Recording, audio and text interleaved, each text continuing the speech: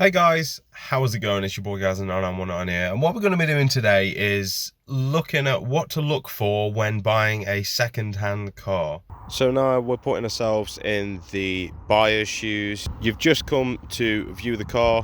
This is what you see. First thing you want to look for is little scratches and stuff like that. So for example, little bits like this, and then you want to have a look at your panel gap.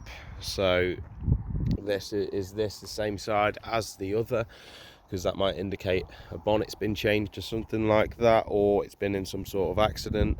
One of the next things you want to sort of take a look at is round here on mine, for an example. You want to check for rust.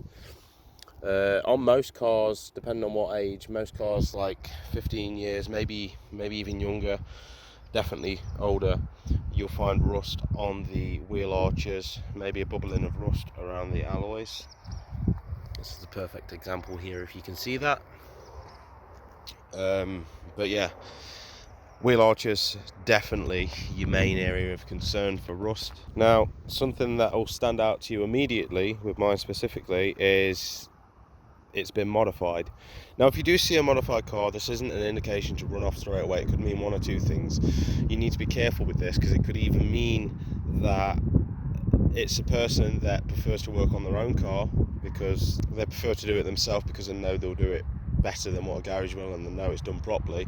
Or it's somebody who's not 100% on what they're doing and just playing about, and things could not be done properly. So it's a bit of a risky game with the modified car, but obviously don't just jump straight to running away. You can, take it for a drive. If it seems okay, everything seems fine, no knocking about like that, there don't look to be any sort of bodge jobs knocking about, then obviously your quid's in. So one of the key things, and this can get overlooked because in the moment you can get quite excited, is tyre depth. Now, if you're unsure how to check tyre depth, if you look in there, I don't know if you can see it that well on camera, but in this groove of the tyre, you will see a little sort of nipple popping out. That is your legal tread depth. So you want to check that, and when you've checked that, don't just check the outside of the tyre, because a lot of the time you need to check the inside as well, because uneven wear can occur, and you can have a bold inside of the tyre and it can look absolutely fine from the outside. So make sure you check all four corners with the tyres. Now, obviously, I was talking about rust. This goes for underneath as well. Have a quick look underneath the car if you can. If there's a belly pan like there is here, check for any sagging or anything like that. And if you can just get your head in anywhere underneath, see if you can see any leaks. If it doesn't have a belly pan, that's a bonus, because you can see the hole underneath the engine. And you can see if there's any leaks or not. But a lot of the time when there's a belly pan, it does put you off a bit and you can't quite see properly. So you just got to try and find little gaps in the wheel arches or anything like that that you can see through to the bottom of the engine. So next, you want to be looking at one of the most important things of the car, which is, of course, the thing that makes it go, the engine. Now, a lot of people who aren't very mechanically minded will look at this and think, well, it's an engine, it exists, it's always nice. But there is stuff you can do, basic stuff, even if you don't know a lot about cars mechanically. So first things first, we'll check the dipstick, which in this case is here. It will look a bit like this. And then you want to check the oil cap here. And obviously I've just been driving, so it's a bit hot in there, but you want to check for any milky residue on there, which will indicate a failed head gasket.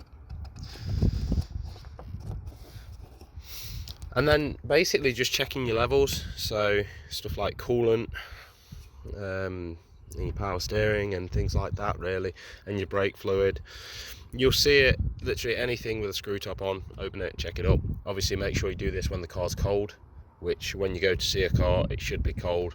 If it is running and warm when you go to see it, then just walk away, because that person is clearly hiding something. So with a lot of circumstances with cars nowadays, you'll see plastic covers all over them. If you can sort of see underneath or anything like that, you need to look for any signs of sort of oil leakage or anything. Like this is fine, this is just dirty. Same with the pipes, they're just dirty, absolutely fine. So same on the other side, we look in, it's just dirty really. But if you look down here on mine, you might not see it in the camera. This is one of the good things about a belly pan, is that if you look through the engine bay, you can see if it's leaked or not, because there'll be a little puddle on the belly pan sometimes. So that's another thing to look out for, how to spot your leaks. Crash damage, next thing, sometimes you can see these here, these beams. These are structural beams. 9 times out of 10, if you have a crash, you will see a sort of ripple in these. So you ideally want to make sure they're straight and exactly the same as each other, because there'll be one on either side, which obviously this hasn't been involved in any form of accident, because these are all straight and true. Another thing you want to look at as well, if you can see it there, is your belt. Now if you can tilt this to a 45-degree angle and make sure it's not perished or anything, then it's always a bonus, because it's that one less thing to replace. But yeah, that's basically the bog standard stuff of the engine bay. Now we're going to check the boot. You'll have to excuse my mess in there. Obviously this car gets used on a daily, so I don't always get the chance to clean absolutely everything out. But we can still sort of see what we need to look for here. If there's any sort of sections where you can see the side of the car, check for rust and stuff like that, especially in the wheel well. But you know, just have a look about, check all the compartments, like this one for example. Here's your battery compartment in this car. But just have a look around, you know, see what there is, see if you get a first aid kit or anything like that, or toolbox. It's just always interesting. And this is what I was talking about with your exposed metal bits down here. You want to check here more than anything for rust. Make sure there's no moisture build up. Lifting this up, you'll see what you got under here. Obviously this is just my standalone stuff that I have, and then just have a fish about and see if there's any spare wheel, which in this case there isn't, but it's always a bonus if you do get one. Obviously in this case my car just comes with a collapsible tow bar and a jack, so that you can change the wheel that don't exist. But this does lead to an interesting story, because if you have the jack and no wheel, potentially that spare wheel could have been used and not put back. So this is what I mean. When you have a look around and a route around, a car really can tell you a good story sometimes. Right then, let's go take a seat in the driver's seat. Now we sat in the driver's seat, you just want to have a look at the condition as a whole of all the buttons, and you can see how much it's certain buttons have been used and stuff like that. It's not the like deal breaker or anything like that, but sometimes you'll see buttons like this or this just worn down a bit in general. So now we're going to start the car. In this instance it's a button with a fob. If it's a key, you can just do this exactly the same way. So we're going to insert our fob there. We're going to turn our ignition on. So already we can see there's a little light there, and we've got a warning. So I want to look for any warnings. So now I'm turning the ignition on. Just doing a car check there.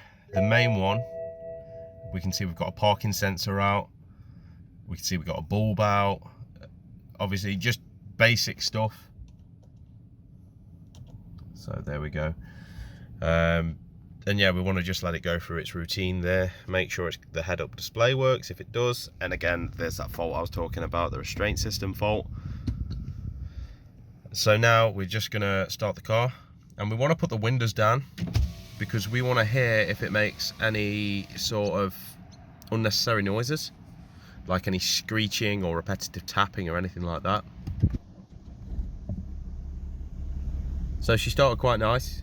So we're not hearing anything, seems to run smooth. And you want to check out the back as well. You want to get somebody or either yourself just to go around the back. You want to check for either white, blue or black smoke coming out the back.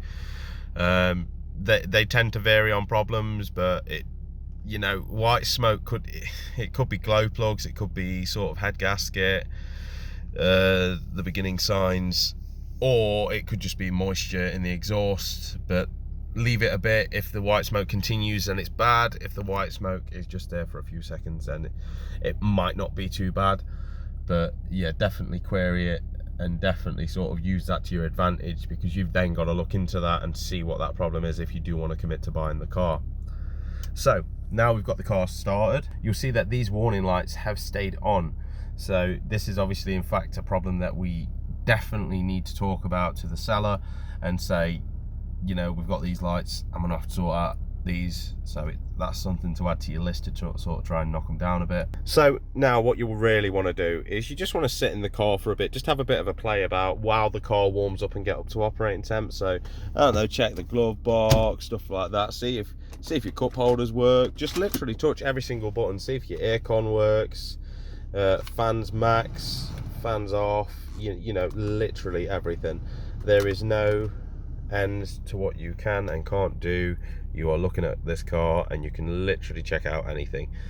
So, you know, we'll check the radio, we'll check the speakers, see what they're like. You want to look at your navigation. I'm not going to show you that because I've got saved addresses on there. Communication, again, obvious reasons, I'm not going to show you that. And like entertainment and things like that, see if all of that works, and you can see if your climate control works. Now you've done that and you're waiting for the car to sort of warm up and you've pressed all your buttons, now we can just turn the lights on. We'll put all the lights on, and we will put the hazard lights on,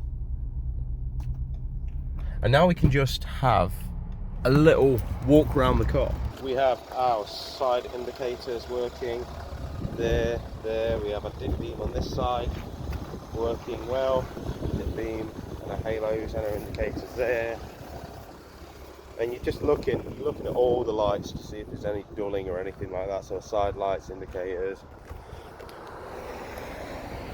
and there we go, side lights and their indicators. And also check your plate lights as well, make sure they're all working.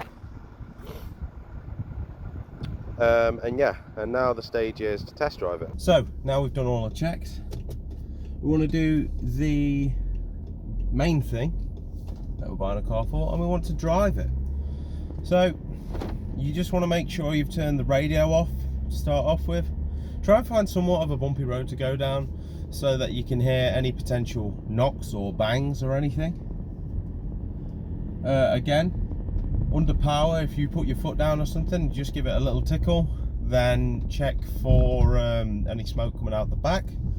It's always a plus. And you just want to sort of see how it feels in general. As I say, you want absolute silence. You don't even want any fans on or anything like that. You just want your fans off, your radio off, and you just want to listen. You listen to the engine, listen to any abnormalities, anything that sounds weird. Same applies with the engine, like when you were sat there with it running. Check to see if it's squealing or anything like that, any knocks. Same when you start putting your foot down. So we've got no smoke behind or anything like that. We wasn't hearing any knocks, we're just hearing engine sound, which is what you want. And just all in all, really, you want to make sure you feel comfortable with the car. You don't want to be uncomfortable, you want to feel how the seats are. You just make sure that you're in a happy driving position, and just make sure the car's the right one for you, because you don't want to just rush into something if you're not going to be comfortable with it. Because I mean, you've got to think, you're going to be in this day in, day out throughout your life for God knows how many years, until either the car dies or you sell it on and get something else. So it being comfortable is one of the most important things I'd like to say. And also, if you get the chance, I'm not going to do it with this car because I'm on a public road and just, I don't know, I'm on a type B road, so I'm not going to. But you just sort of want to do a brake test if you can.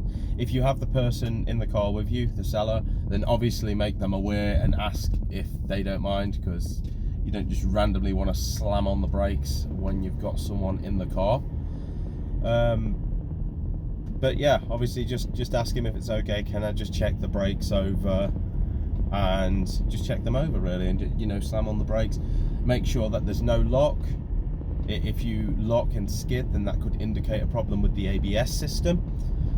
And yeah, just make sure it comes to a stop, and make sure the brakes are nice and stiff, like they're not sort of spongy at all, because you don't want it to be spongy, otherwise that could indicate a poor caliper or something like that. And then if you can find a nice 60 stretcher road, just don't go mad obviously, but just try and give it a bit of beam, see how it handles, see if it feels a bit loose or whatever, see if the suspension doesn't feel as stiff. But again, this all sort of depends on your knowledge on cars and things like that, and how you know how much mechanically minded you are, because you'll be able to tell with the knocks, bangs and whatever.